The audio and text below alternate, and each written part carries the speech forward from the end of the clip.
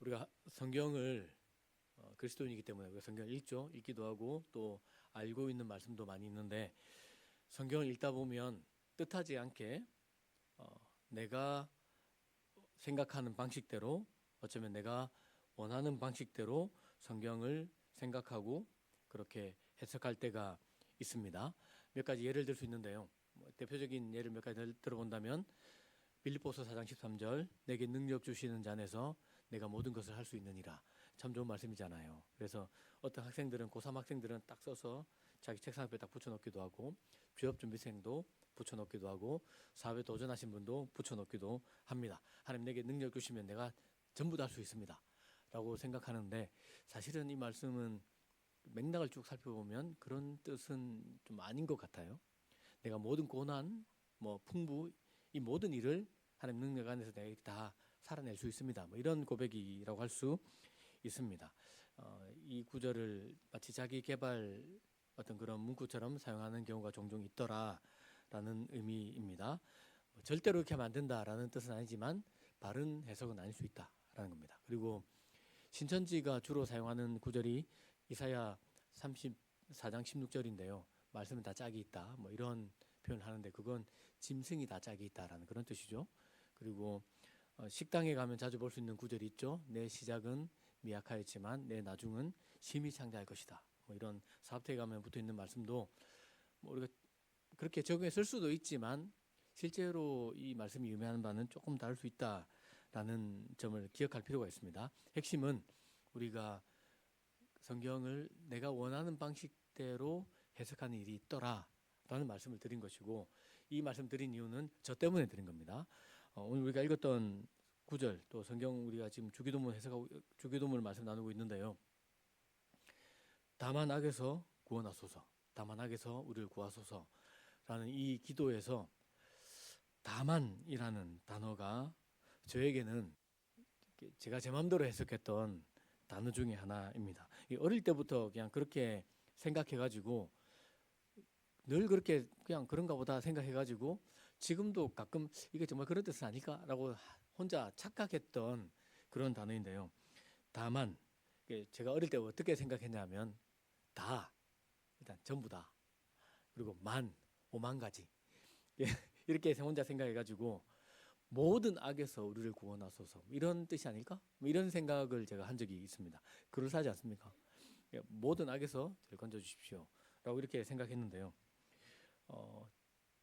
그런 뜻이 아닙니다. 사실은 이 단어가 그런 뜻이 아니에요. 그런 뜻이 아닌데 혼자 그렇게 생각한 겁니다. 제가 그래서 이 단어를 찾아보았습니다. 한국 사전에서 국어 사전에서 다만이란 뜻이 뭘까라고 찾아보니까 국어 사전에서는 앞말을 받아 앞에 있는 말을 받아서 그러니까 접속사 같은 느낌이 좀 있는 거예요. 접속사는 아니지만 부사인데요. 앞말을 받아서 예외적 사항이나 조건을 덧붙일 때 쓰는 부사입니다. 이렇게 써놨습니다. 그러니까 앞에 말을 받아서 좀 예외적인 어떤 일들 내지는 어떤 조건을 붙일 때 쓰는 단어이다. 요즘이 또 우리가 AI 시대 아닙니까? 그래서 제가 또 AI한테도 물어봤습니다. 물어봤더니 AI 설명이 더 많아요. 더 많았는데 어떻게 설명해 놓았냐면 다만은 그러나 하지만 오직 단지 그 정도는 등 다양한 의미로 쓰이며 앞선 내용을 인정하면서도 다른 점이나 조건, 한정적인 의미를 덧붙일 때 사용하는 단어다라고 이렇게 해놨더라고요. 말이 좀 어렵지만 앞에 말을 받고 그와는 다른 좀 반대적인 의미를 쓸 때에 다만이라는 단어를 쓴다라고 이렇게 말하는 겁니다.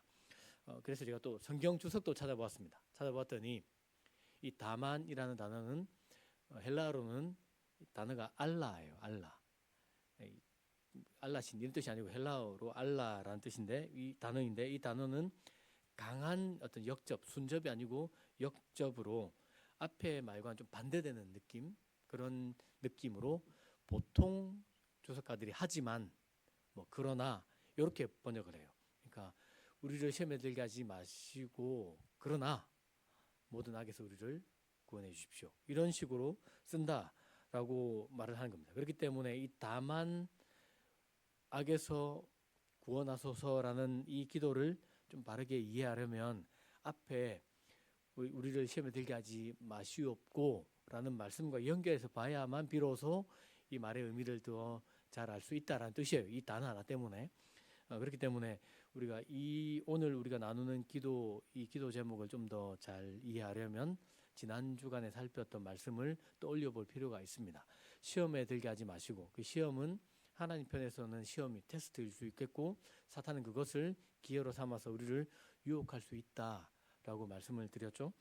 시험은 그런 것이다. 그런 시험에서 우리가 잘 견뎌낼 수 있도록 하나님 우리를 붙잡아 주십시오. 어떤 그런 일상에서 하나님을 의지하고 교만한 마음을 버리는 그런 기도라고 할 수 있는데, 그 뒤에 떡하니 다만 이렇게 붙어 있어요. 그리고 악에서 우리를 구원해 주십시오 라고 이렇게 되어 있기 때문에 앞에서 만나는 우리가 시험, 어쩔 수 없이 하나님은 우리를 테스트 하시거든요. 우리가 믿음의 사람으로 서가길 바라시기 때문에, 예수 그리스도의 장성한 인격, 신앙에 이르기 원하시기 때문에 테스트는 필수예요.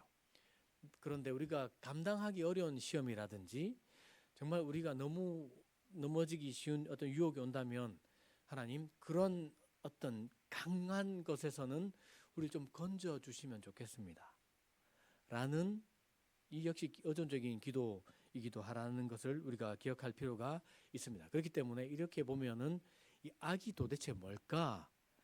악이란 뭘까라는 개념을 우리가 정확하게 알 필요가 있습니다. 바르게 좀 이해할 필요가 있다라는 건데요. 악에서 구하소서라고 말할 때 악은 무엇을 말하는 걸까요? 이 악을 우리가 그렇게 많이 기도하는데 이 단어를 해석하기가 좀 사실은 정확하게 뭐다라고 말하기가 좀 어렵습니다. 그래서 그냥 말 그대로 죄나 악으로 보기도 하는데, 오히려 훨씬 더 많은 사람들이 악한 자라고 해석해요. 악한 자. 뭐 쉽게 좀 표현하자면 악한 사람들일 수도 있겠죠. 그리고 더 근원적으로 가자면 악한 자에서 우리를 구원해 주십시오라고 이렇게 해석하는 일이 훨씬 더 많아요. 그렇기 때문에 악한 자에게서 우리를 구원해 주시고 악한 자들에게서 우리를 구하여 주십시오라는 기도라는 의미가 있습니다. 그렇기 때문에 좀 바르게 좀 알 필요가 있는데, 우리 흔히 죄 내지는 악한 일들 생각하면 말 그대로 우리가 살아가는 세상에서 일어나고 있는 죄라든지 악한 일을 떠올리기가 쉽습니다. 7가지 큰 죄, 이렇게 7대죄라고 부르기도 하고요. 7죄종이라고 부르기도 하는 7가지 큰 죄가 있습니다. 몇 가지가, 그 7가지 뭐냐면 교만, 인색, 질투, 분노, 음욕, 탐욕에는 탐식도 들어갑니다. 탐식, 그리고 나태, 요 7가지가 죽음에 이르게 하는 큰 죄다. 탐식, 탐욕도 들어간다는 사실이 깜짝 놀랄 수 있는데, 앞에 지금 터졌어요 지금. 네, 탐식도 들어갑니다. 나태도 들어가고요. 인색한 마음도 들어갑니다. 이런 7가지 큰 죄를 우리가 떠올릴 수 있고요. 다음에 제가 이 7가지를 가지고 설교할 계획을 가지고 있습니다.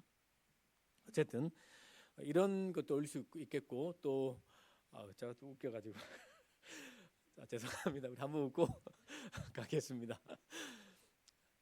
네, 손가락질하면 안 되는데.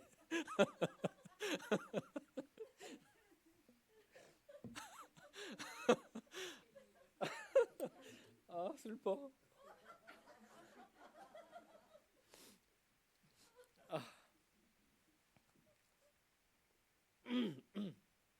네, 네, 마음을 가다듬고 가겠습니다. 우리가 흔히 좀 생각할 수 있는 죄들이 있죠. 뭐 거짓말, 사기치는 것들, 폭행, 뭐 강도, 내지는 어떤 성폭력, 좀 더 크게 한다면 살인, 내지는 어떤 전쟁을 일으키는 일들, 이런 것들이 우리가 생각하는 죄예요. 이런 죄. 그래서 죄로 생각하면 하나님, 이런 어떤 우리가 세상 속에서 일어나고 있는, 또 내가 잘 넘어지는 이런 죄의 종류에서 우리를 구원해 주십시오 라는 기도처럼 볼 수 있어요. 이렇게 이런 의미가 아닐까? 또 그런 의미가 아니다라고 말할 수는 없어요. 그래서 이런 어떤 눈으로 드러나고 있는 이런 나쁜 죄, 악한 일들에서 우리를 구원해 주십시오. 우리를 구하여 주십시오. 큰 어떤 이런 감당하기 어려운 이런 것들이 온다면 거기서 저희들을 구원해 주십시오. 라고 기도할 수 있어요. 이렇게 해석하면 이 악이라는 것이 개별적인 어떤 이런 악들을 말하는 것이 되는데요. 이렇게 해석하게 되면 사실 이 기도의 의미를 좀 축소하게 돼요. 폭넓고 깊게 볼 필요가 있다라는 겁니다. 앞서 말씀드린 것처럼 학자들은 이것을 어떤 개별적인 죄, 우리가 자주 또 개인적으로 자주 넘어진 죄들이 있거든요.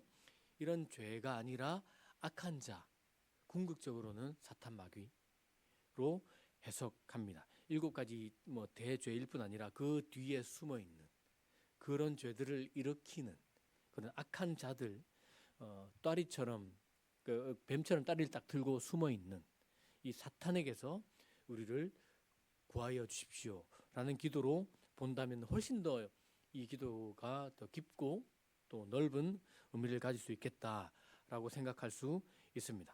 사실 예수님께서도 말씀하시기를 사탄은 모든 거짓의 아비라고 이렇게 말씀하셨거든요. 그렇기 때문에 모든 사람을 속이는, 단지 거짓이라는 것이 거짓말을 뜻하는 것은 아니고요. 사람을 속이는 모든, 이게 진리의 길이 아니고 바른 길이 아닌데 그런 것처럼 속이고 또 그렇게 행하게 만드는 모든 거짓의 아비 사탄으로부터 우리를 구하여 주십시오라는 어떤 기도일 수 있겠다라고 우리가 이해하시면 정확할 수 있습니다.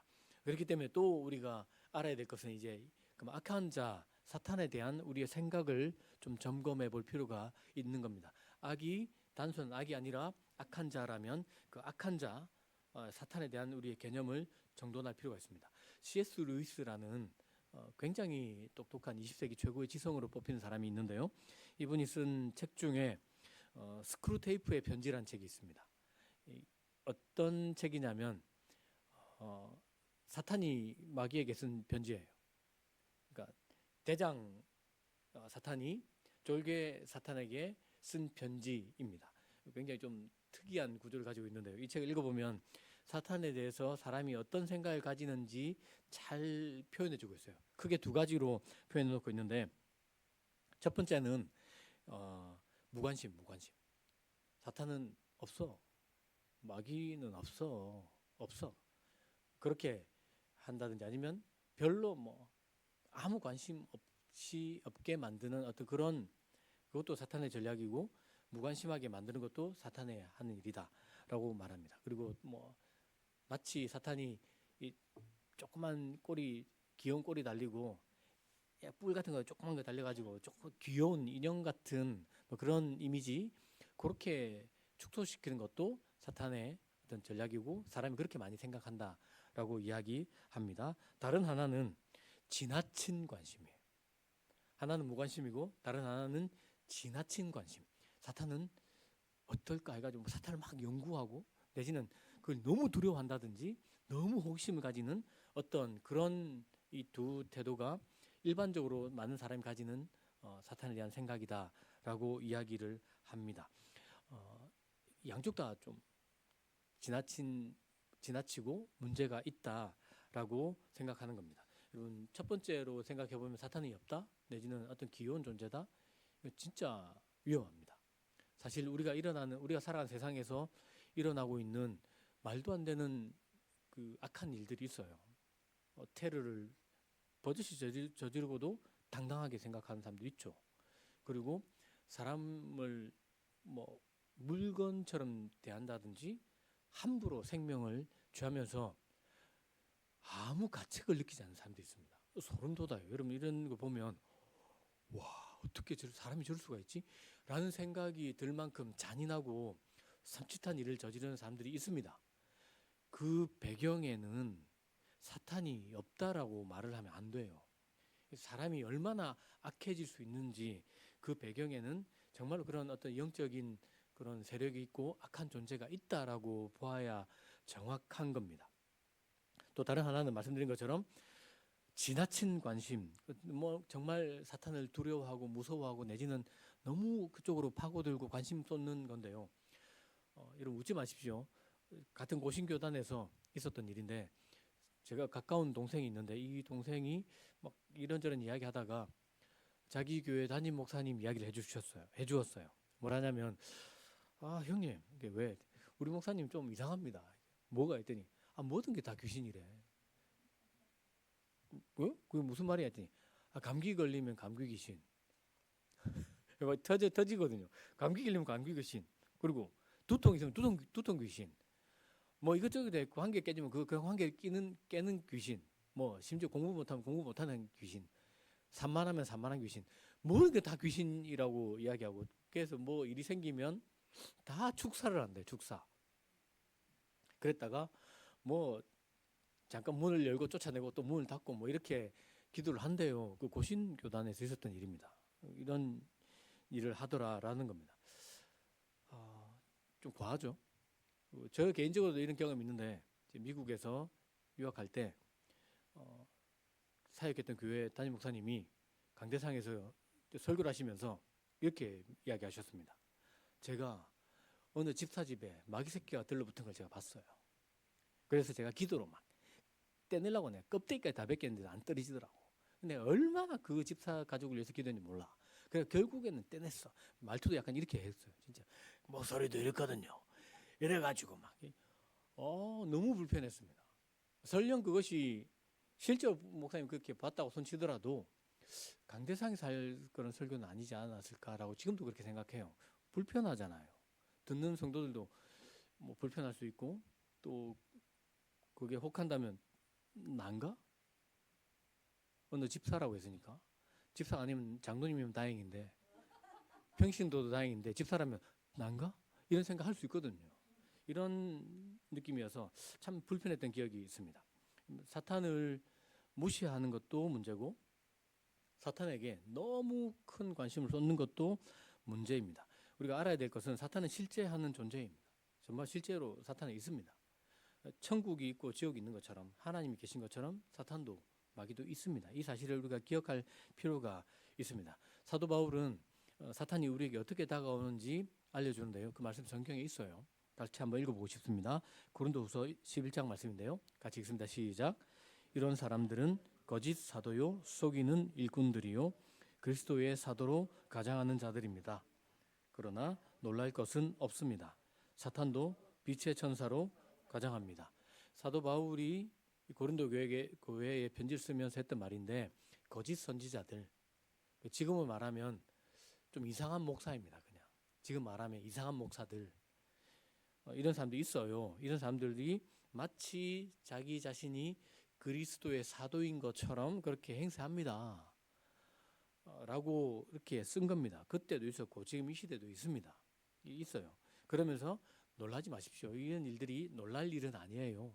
사탄도 빛의 천사로 가장해서 아주 달콤하게 내지는 정말로 그럴싸하게 믿을만하게 설득력 있게 아니면 표시 안 나게 우리에게 다가옵니다 라고 이야기하는 겁니다. 그래서 실제로 스크루테이프의 편지를 보면은 제일 많이 쓰는 전략이 내일로 미루게 하라. 내일로. 오늘 해야 될 일 내일로 미루게 해라. 그리고 다 있다고 그렇게 말해. 성도들도 믿게 만들어. 그런데 별것 아닌 것처럼 그렇게 살짝만 비틀어. 진짜로 말해. 그러면서 살짝만 왜곡하면 돼. 이단이 그렇잖아요. 진리를 말하지만 끝이 살짝 달라요. 근데 여러분 달을 향해 뭐 인공위성을 쏠 때 정확해야 됩니다. 살짝만 다르면 인공위성이 달로 가는 것이 아니라 다른 우주로 가버립니다. 거리가 멀기 때문에 살짝만 바꿔놓으면 믿음의 길을 가다 영 엉뚱한 길로 가고 그때는 돌이킬 수 없어. 이런 전략으로 가자. 이렇게 말을 하거든요. 사탄이 그렇게 하는 겁니다. 예수께서도 아까 말씀드린 것처럼 사탄이 어떤 존재인지 알려주셨어요. 그 말씀도 같이 읽어보고 싶은데요. 요한복음 8장 44절입니다. 같이 읽겠습니다. 시작. 너희는 악마의 자식들이다. 그래서 너희는 그 아비의 욕망대로 하려고 한다. 그는 처음부터 살인자였고 진리 쪽에 서본 적이 없다. 그에게는 진리가 없기 때문이다. 그는 거짓말을 할 때마다 제 본성을 드러낸다. 그는 정령 거짓말쟁이이며 거짓말의 아비이기 때문이다. 예수님께서 유대인들에게 하신 말씀이에요. 우리가 그냥 쉽게 읽는데 이 말씀은 사실 장난 아닙니다. 예를 들어 반대로 예수께서 저에게 너는 악마의 자식이다 이렇게 하는 거예요. 똑같아요. 당대 유대인들 예수 잘 믿는다고 자기들이 하나님을 잘 섬긴다고 그렇게 말씀을 잘 지킨다고 했던 사람들에게 했던 말씀이에요. 섬치하지 않습니까? 우리는 하나님 정말 잘 섬긴다고 말씀대로 살아가려고 애를 쓴다라고 하고 있는 사람들에게 예수께서 너희는 악마의 자식들이야. 너희는 너희의 아버지대로 아비의 욕만대로 하려고 한다. 그 아비가 어떤 사람이 어떤 존재냐면 처음부터 살인자였고 진리 쪽에 서본 적이 없어. 왜냐하면 그 안에 진리가 없기 때문에 그래. 그는 거짓말할 때마다 제 본성을 드러내는데 그는 거짓말쟁이고 거짓의 아비야. 모든 어떤 거짓됨이 하는 것들이 그 출처가 사탄이고 그것은 정말로 교묘하게 다가오고 심지어 하나님의 말씀을 살짝 왜곡해가지고 자기의 어떤 이익을 취하는 사람들도 넘어뜨리는 그런 존재다라고 가르쳐 주십니다. 그렇기 때문에 참 사탄이 교묘해요. 교묘하고 그럴싸하게 다가온다든지 아니면 아무 느낌 없이 느낌 못 채게 다가오는 겁니다. 정말 무섭게 막 이렇게 다가오지 않는다라고 그렇게 가르쳐 주는 겁니다. 그러다 보니까 자기도 모르게 사탄의 종이 되어서 사탄의 종로도 하고 있으면서도 자기는 하나님 잘 섬긴다라고 말할 수 있다라는 겁니다. 무서운 말씀이기도 해요. 여러분, 사탄은 교묘하기 짝이 없고 또 정말로 무섭고 불편한 존재입니다. 저는 단 한 번 귀신 들린 사람을 대면한 적이 있는데 참 불편했습니다. 그 시간 속에 제가 확실하게 깨달은 것이 있는데 사탄은 있다입니다. 귀신은 있다. 마귀는 있다. 라는 것이고 또 다른 한 가지는 사탄은 귀신은 내 마음을 모른다. 내 마음을 모른다. 아는 것처럼 거짓말을 하고 내 반응을 보면서 넌지시 짐작을 할 따름이지 나의 마음을 모릅니다. 하나님 우리 마음을 아시지.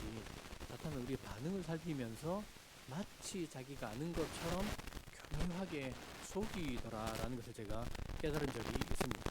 여러분, 사탄은 무서운 존재가 있습니다. 그런데 풀 수 없는 정말 한 목줄에 묶여있는 사나운 개라고 표현하면 딱 맞습니다.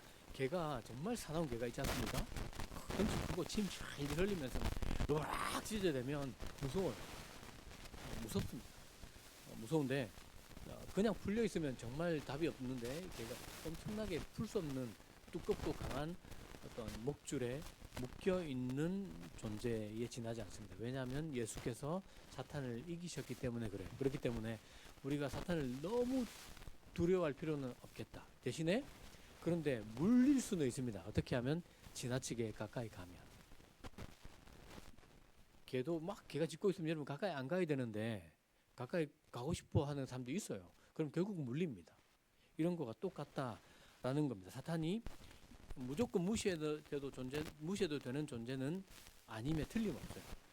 그런데 너무 두려워하지 않아도 된다라는 겁니다. 여러분, 그렇기 때문에 사탄을 무시하지 말자. 또 내지는 자기 영혼, 목숨을 도박으로 어떤 목숨을 걸고 사탄을 파헤쳐 보겠다는 식으로 도박할 필요는 없겠다라는 것을 꼭 기억할 필요가 있겠습니다. 여러분, 우리는 이 일을 보면서 악한 자에게서 우리를 구원하소서. 또 사탄이 어떤 존재인지 안다면 내가 나의 개인적인 힘과 능력으로 사탄을 내가 어떻게 한번 해볼 수 있겠다라는 생각은 대단히 교만한 일이라고 할 수 있습니다. 잠깐 말씀드렸지만 귀신 들린 사람 본 적이 있는데 귀신을 강 건너 불 구경하듯이 구경해야 될 입장에 있었다면 저도 좀 편했을 텐데 그런 입장이 아니었거든요. 제가 가르쳤던 학생이 그래가지고 요걸 쫓아내야 되는 입장이어서 굉장히 불편했던 시간입니다. 그러니까 귀신은 그때 제가 느낀 것이 내 힘으로 쫓아낼 수 없다라는 거예요. 내 힘으로. 제가 그때 정말 전실히 깨달았어요. 이게 내 힘으로 안 돼. 내 힘으로 되는 일이 아니더라.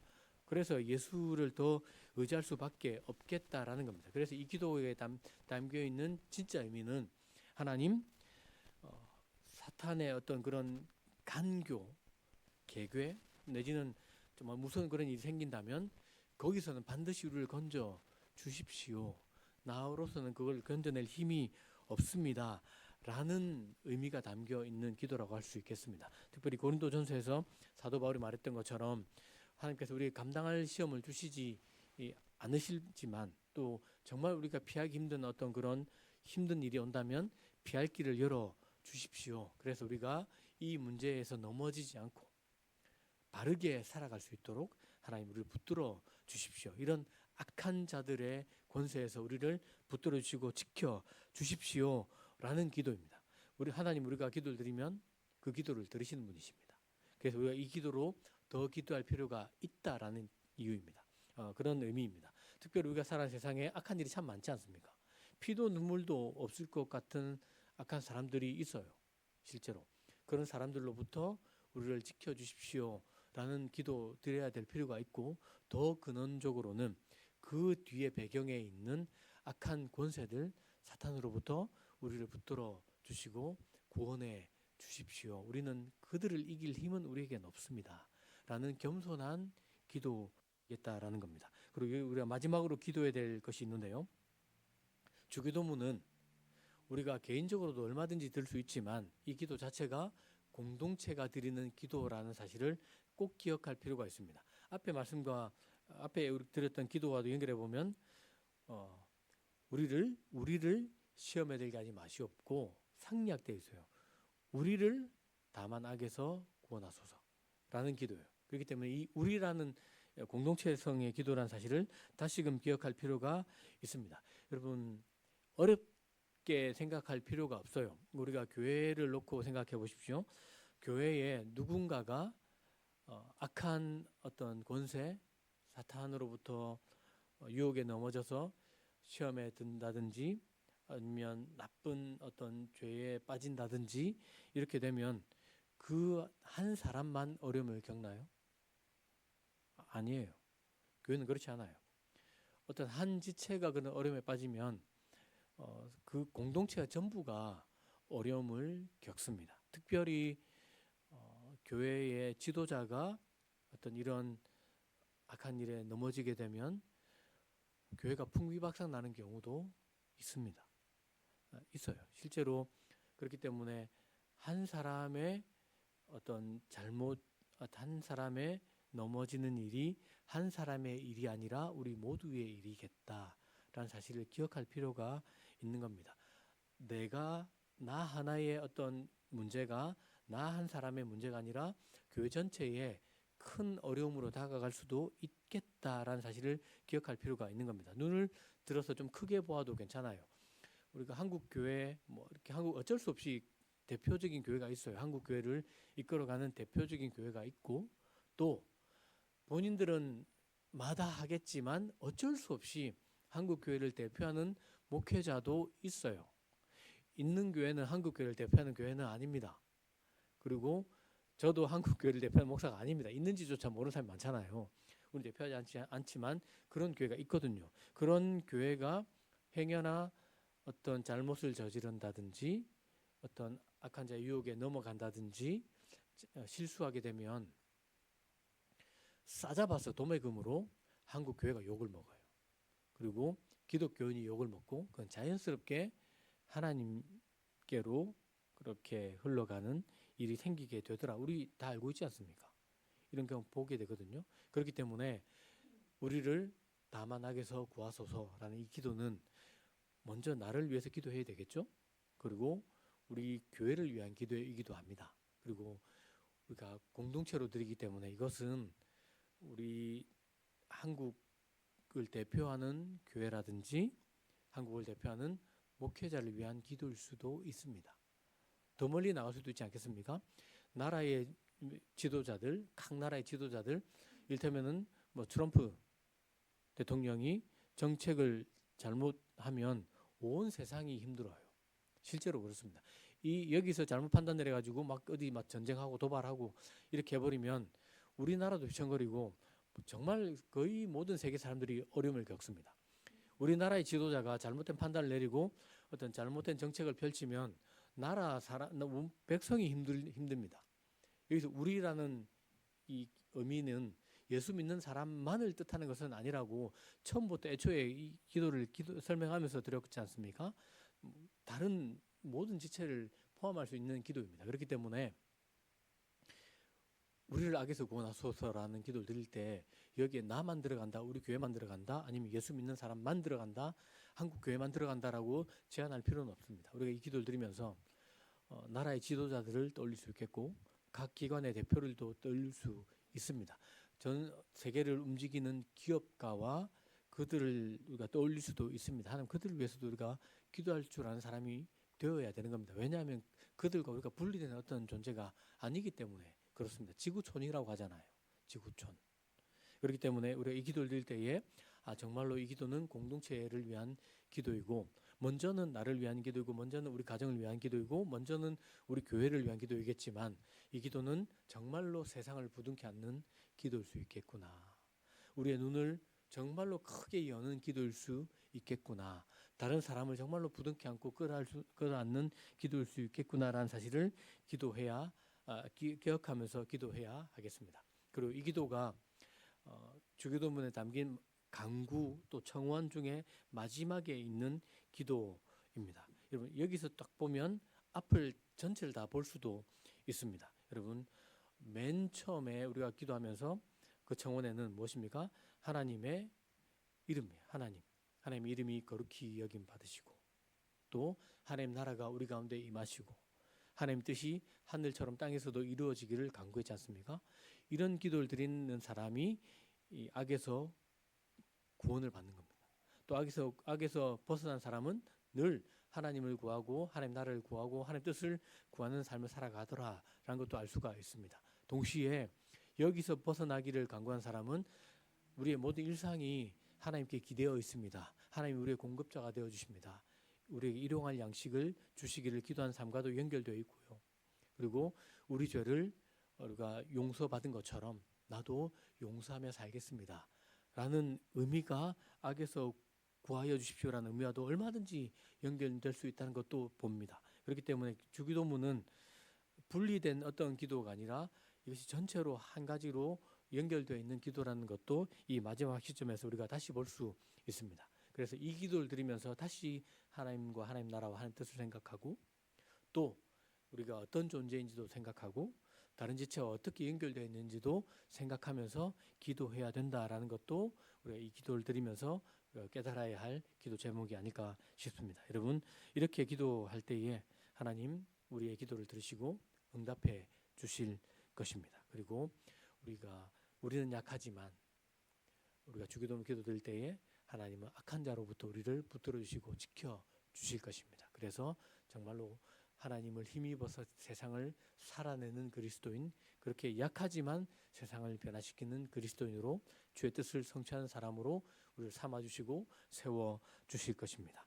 이 사실을 기억하고 진실하게 하나님께 기도하면서 신실하게 응답하시는 하나님을 더 깊이 경험하고 체험하는, 그래서 신앙이 점점 더 깊어지고 단단해지는 저와 여러분 되길 예수님의 이름으로 축복합니다.